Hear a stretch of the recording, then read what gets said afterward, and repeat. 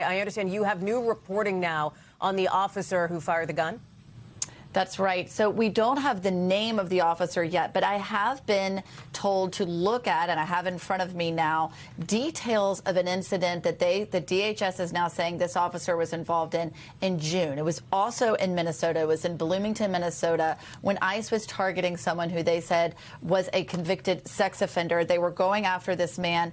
This officer, the same officer who fired the shots in this incident yesterday, broke the back window of the car of the target of this man, and then the man went into drive and dragged this officer more than 50 yards. And so this person was later brought up on those charges, and we have the charges. We're going through them now, Hallie. This just came in, so still getting more details. But this, of course, is what Kristi Noem was referencing in her press conference, where she says that this officer previously had an incident involving a vehicle. Now, of course, that doesn't necessarily justify or excuse or explain why his behavior may have been to pull the trigger in the position yesterday, but it does inform what that officer's experience was. It also tells us he's operated in Minnesota in the past. This could be his local area of jurisdiction. As we know, they brought in 2,000 officers from field offices around the country just this Sunday. But based on the fact he was operating in Minnesota in June,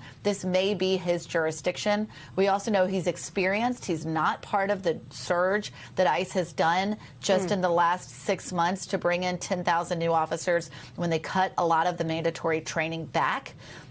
They went from a 13-week program to a 6 to 8 week program. This is someone who's been with ICE for a long time, but he was previously dragged more than 50 yards just in June of last year, Hallie.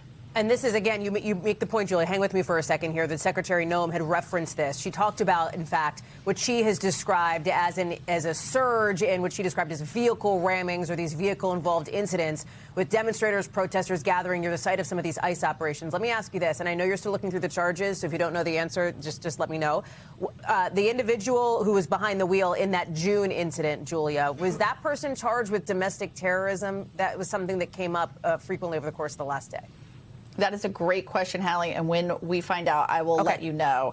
It does seem that he was charged at least with assault of a federal officer, but that's a great question to be asking. And again, when Noem talks about how this has increased, these incidents of assaults on officers involving vehicles, there's also been an increase in ICE officers approaching people in vehicles, especially people who are U.S. citizens, people who are in traffic stops. We see traffic stops in cities across the country now where ICE is now checking IDs of people who were just on their way to work. So there are more ICE operations involving vehicles than we previously saw in other administrations. We thank you for watching, and remember, stay updated on breaking news and top stories on the NBC News app or watch live on our YouTube channel.